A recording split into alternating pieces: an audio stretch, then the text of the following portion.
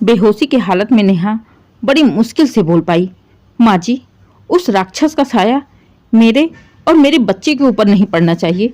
इतना कहते ही वो बेहोश हो गई। यशोदा जी बहू की हालत देख उनका कलेजा फटा जा रहा था। उनके जी में आया कहीं से उनका बेटा आलोक उनके सामने आ जाए। आज वो खुद अपने हाथों से बेटे का गला घोट देंगी। यशोदा जी बड़ी ही खुशियों के साथ, बड़े ही अरमानों के साथ अपने इकलौते बेटे आलोक की शादी धूमधाम से खूबसूरत पढ़ी लिखी नेहा से की। नेहा के आने के बाद यशोदा जी बहुत ही खुश रहने लगी थी। इससे पहले वो पूरे घर में पूरे दिन अकेली ही रहती। आलोक और आलोक के पापा दोनों सुबह ही ऑफिस चले जाते, फिर पूरे दिन अकेले ही घर में किसी पहाड़ की तरह दिन लगता था। लेकिन जब से उनकी बहू नेहा आई तब से उनका दिन कैसे निकल जाता उन्हें पता नहीं चलता। वो नेहा को कभी भी अपनी बहू नहीं मानती थी। वो हमेशा उसे बेटी की तरह प्यार करती। एक तो उनकी बेटी नहीं थी, दूसरा अकेले दो लोगों में सास बहू का रिश्ता निभाने से अच्छा है माँ बेटी का रिश्ता निभाकर मिलजुल कर रहें। जैसी यशोदा जी थी वैसे ही उनकी बहू नेहा भी थी। सब कुछ बड़े ही अच्छे से चल रहा था कि अचानक ही आलोक जिस कंपनी में काम करता था वो कंपनी ना जाने कैसे घाटे में चली गई और कंपनी ही बंद हो गई। अब आलोक दूसरी नौकरी के लिए इधर उधर इंटरव्यू देता रहता था, जिसमें टाइम लगता, और नौकरी ढूंढने के चक्कर में न जाने कहां से उसे शराब की लत लग गई। अब वो शराब पी पी कर घर में भी आने लगा था। पहली बार जब नेहा को पता चला कि आलोक ने शराब पी रखा है तो उसने घर में खूब हो हल्ला मचाया, जिसे सुनकर आलोक को इतना गुस्सा आया कि उसने नेहा के ऊपर हाथ उठा दिया। एक जोरदार का थप्पड़ खींच के उसके गाल पर दे मारा। बेचारी नेहा बेड पर जाकर गिरी।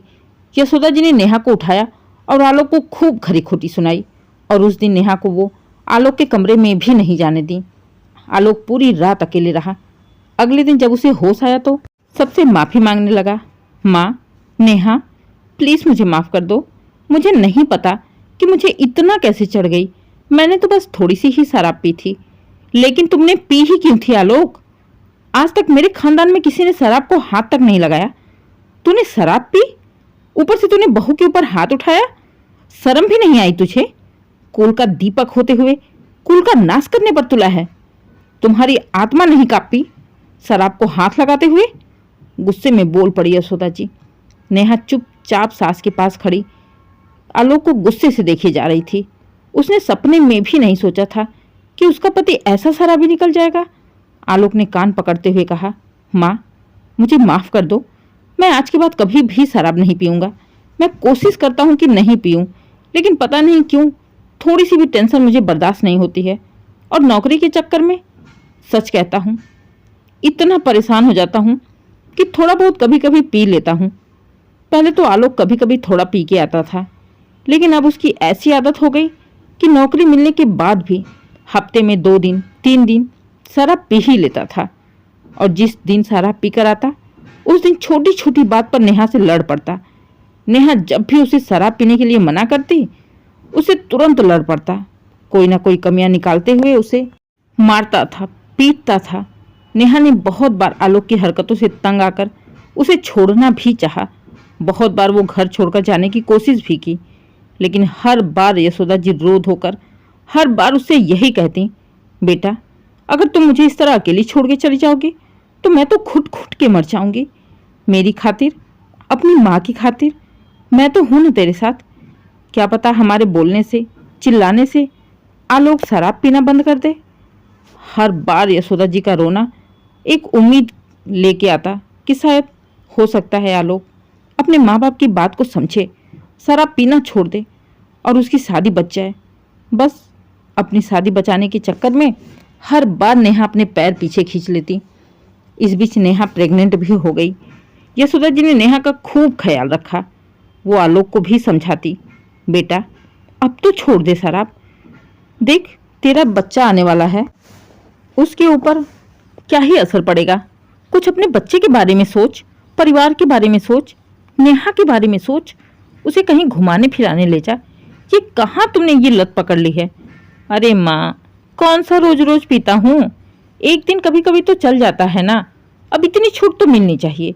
बड़े ही बेरुखी से बोलता है आलोक। जब उसे शराब का नशा रहता है तब वो किसी की सुनता नहीं, और नशा उतरने के बाद ऐसा शरीफ बनता कि जैसे उसके जैसा तो कोई है ही नहीं। जिस दिन आलोक शराब पीकर घर आता, उस दिन यशोदा जी नेहा को अपने पास ही सुलाती। वो बार बार नेहा से कहती, बहू, जब भी ये पी के आए तुम इससे बहुत दूर रहा करो। शराब के नशे में न जाने क्या कर बैठे। तुम प्रेग्नेंट हो, तुम्हारे लिए बहुत बुरा होगा। किसी ढाल की तरह यशोदा जी हर जगह नेहा के साथ खड़ी रहती थी। यशोदा जी ही थीं जिनके चक्कर में नेहा कोई कदम भी नहीं उठा पाती थी। और एक लालच शादी बचाने का भी था। उसे अच्छी तरह से पता था कि अगर एक बार वो घर छोड़कर चली गई तो दोबारा किसी भी कीमत पर नहीं आएगी। इसलिए इतना बड़ा कदम उठाने से पहले बार बार सोचती। और यशोदा जी हर बार उसे जबरदस्ती रोक लेती थी। सास से माँ का प्यार मिल रहा था, इसलिए नेहा उनका दिल तोड़कर जाना भी नहीं चाहती थी। वो अपनी तरफ से पूरी कोशिश करती अपनी शादी बचाने की। लेकिन एक दिन ऐसी किस्मत फूटी, 8 महीने की प्रेग्नेंट नेहा का किसी बात पर आलोक से बहस हो गई। बहस भी बस इसलिए कि आलोक का कहना था, जब भी मैं शराब पी लेता हूँ तो मुझसे इतना डरती क्यों हो, मुझसे दूर क्यों भागती हो, तुम माँ के कमरे में जाके सोती हो, क्या मैं इतना बुरा हूँ? हाँ, बुरे हो, बुरे नहीं, तुम तो राक्षस हो।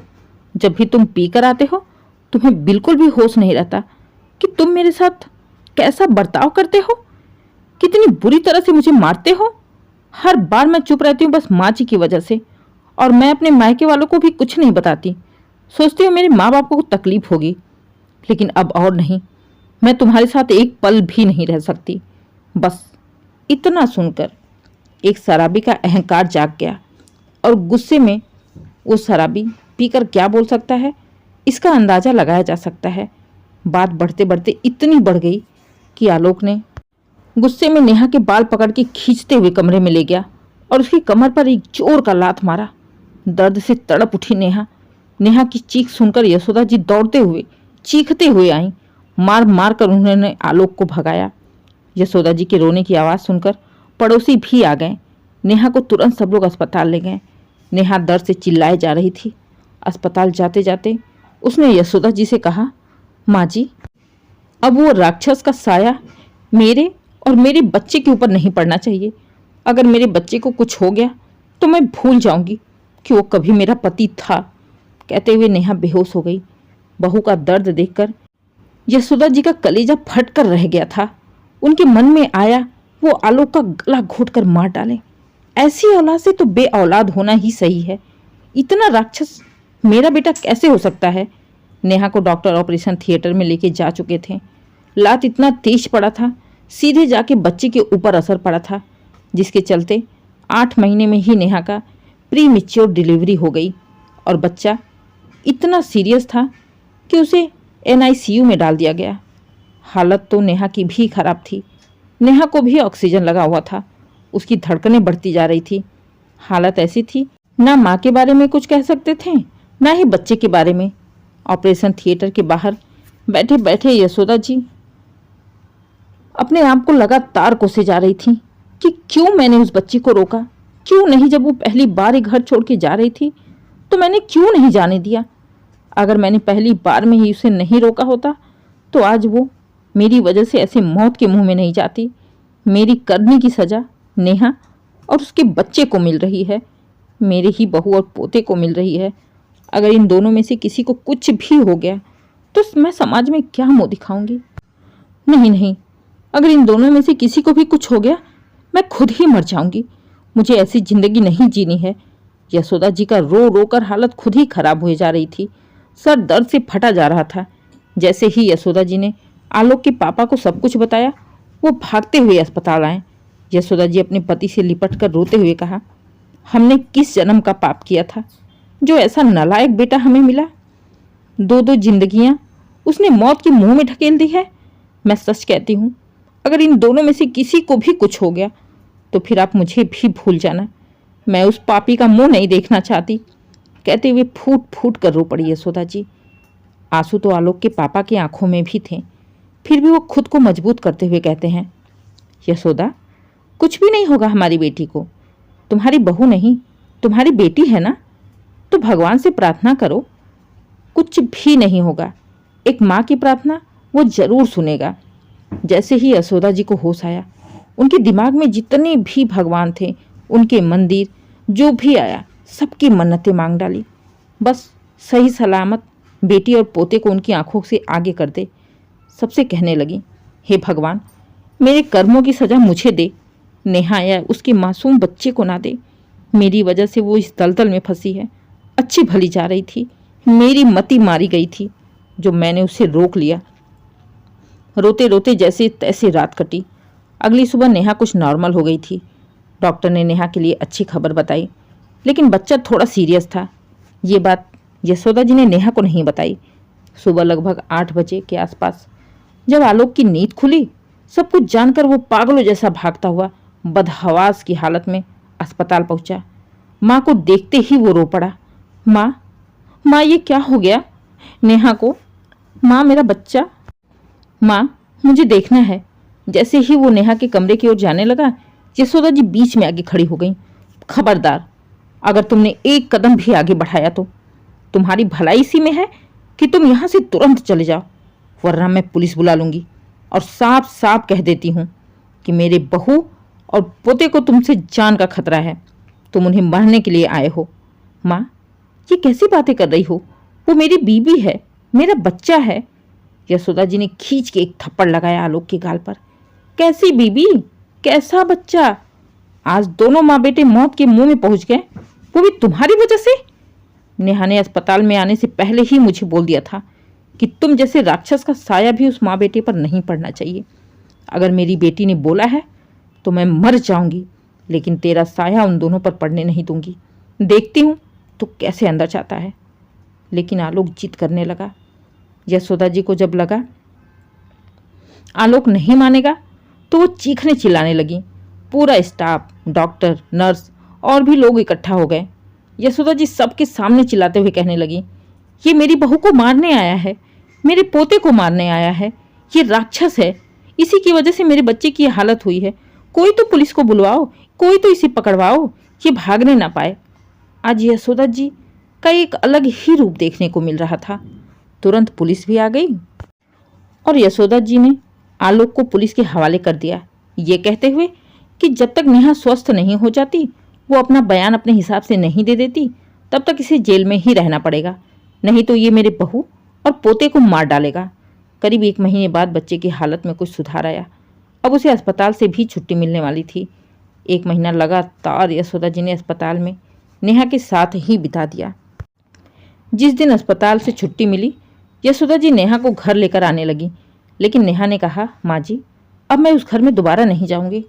आप प्लीज़ मेरे मायके फ़ोन करके मेरे मम्मी पापा को बुला लीजिए। नेहा ने ही अपने मायके वालों को कुछ भी बताने से मना किया था, इसलिए यशोदा जी ने उन्हें कुछ भी नहीं बताया। लेकिन आज जैसे ही नेहा की रजामंदी मिली, वो तुरंत ही फ़ोन करके नेहा की मम्मी को नेहा के बच्चे होने के बारे में बता देती हैं।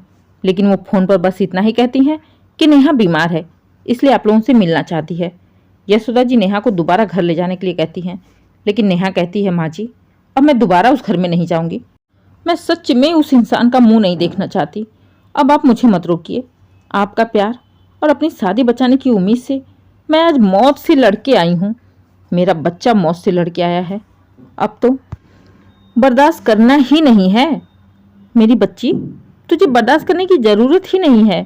तुझे क्या लगता है कि मैं तुझे उस हैवान के पास फिर से ले जाऊंगी? नहीं, मैं तो उसे कब का पुलिस के हवाले कर चुकी हूँ, तुम दोनों की जान का खतरा बताकर। और मैंने पुलिस वालों को बता भी दिया कि जब तक तुम ठीक होकर घर नहीं आओगी, तुम्हारा बयान नहीं मिलेगा, तब तक वो छूटेगा भी नहीं। पूरी जिंदगी जेल में सड़ता रहेगा। अब तो घर चल। वो तेरा घर है, तेरा अपना घर है, मेरे पोते का घर है, वो आलोक का घर नहीं है। अब उस घर में दोबारा आलोक कदम भी नहीं रख सकता। हाँ, उसके साथ क्या करना है, उसे कौन सी सज़ा देनी है या दिलवानी है, ये फैसला मैंने तुम्हारे ऊपर छोड़ रखा है। तुम उसके साथ जो भी करना चाहो कर सकती हो। शायद यही मेरे पापों का प्रायश्चित होगा जो मैंने ऐसी नालायक औलाद पैदा कर दी। कहते हुए रोने लगी थी यशोदा जी। सब कुछ सुनने के बाद नेहा चुप हो गई। फिर से अपने ससुराल वापस आ गई। मायके वाले भी आ गए। नेहा की मम्मी, पापा, भाई सब लोग आ गए थे।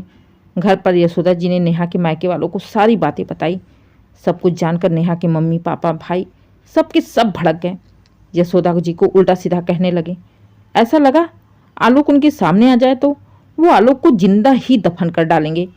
लेकिन नेहा के समझाने पर, नेहा के कहने पर वो लोग शांत हो गए। नेहा ने कहा, मम्मी पापा, इसमें माँ जी की कोई भी गलती नहीं है।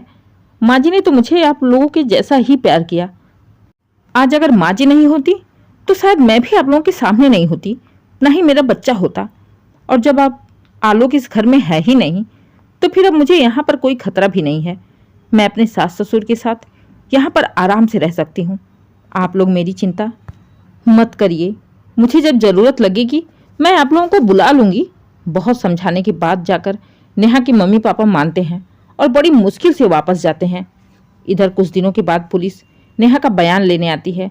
नेहा ने भी वही सब कहा जो यशोदा जी ने पहले ही बता रखा था कि आलोक से दोनों ही माँ बेटे को जान का खतरा है। पुलिस नेहा का बयान लेके चली जाती है। आलोक को अब अच्छे खासे समय के लिए जेल में बंद रहना पड़ेगा। पुलिस के जाने के बाद यशोदा जी ने कहा, बहुत अच्छा किया बहू, बहुत ही अच्छा किया जो उस नालायक को जेल में ही सड़ने के लिए छोड़ दिया। मैंने कर्म ही ऐसे किए थे, मेरे नसीब में जाने कहाँ से ऐसा राक्षस लिखा था। रोने लगी थी यशोदा जी। नेहा ने बड़े ही ध्यान से उन्हें देखा। उनके चेहरे पर बेटी के लिए दुख जरूर था। आखिर थी तो एक माँ ही ना, और माँ तो माँ होती है।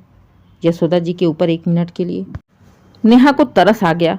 उसने कहा, माँ जी अगर आप चाहें तो मैं अपना बयान वापस ले सकती हूँ, आलोक को जेल से छुड़वा सकती हूँ, लेकिन उससे पहले मुझे आलोक से तलाक लेकर यहाँ से निकलना पड़ेगा। नहीं मेरी बच्ची, नहीं, उसे छुड़ा के भी क्या करेगी? जब उसे ऐसी शराब की लत लगी है तो जेल से आने के बाद भी कौन सा सुधरने वाला है? रोज यहाँ वहाँ शराब पीकर पड़ा रहेगा, घर में लड़ाई झगड़ा कलेश होता रहेगा। इससे तो अच्छा है ना कि जेल में ही बंद रहे। और सबसे बड़ी सजा उसके लिए तो ये रहेगी कि वो अपने बच्चे का मुंह देखने के लिए तरस जाएगा। चल मेरी बच्ची, थोड़ा आराम कर ले। बेड पर लेटे लेटे नेहा सोचती है, क्या नसीब लेके आई थी वो भी, जो ऐसे राक्षस से पाला पड़ा। लेकिन गलीमत है कि सही समय पर उससे छुटकारा भी मिल गया। अब मेरे लिए मेरी पूरी दुनिया मेरा बच्चा ही है, कहते हुए अपने बच्चे को सीने से लगा लेती है। दोस्तों, ये कहानी पूरी तरह से काल्पनिक है, कृपया इसे वास्तविकता से ना जोड़ें। उम्मीद है कहानी आपको पसंद आई हो। अगर कहानी पसंद आए, कहानी को लाइक करें, शेयर करें, चैनल को सब्सक्राइब करें और कमेंट करके ज़रूर बताइए कहानी कैसी लगी। Please subscribe. दोस्तों, आपके सपोर्ट से हमारे चैनल का मेंबरशिप ज्वाइन बटन ओपन हो गया है। अगर आप चाहें तो चैनल पर जाकर ज्वाइन कर सकते हैं। आपके सपोर्ट के लिए तहे दिल से शुक्रिया।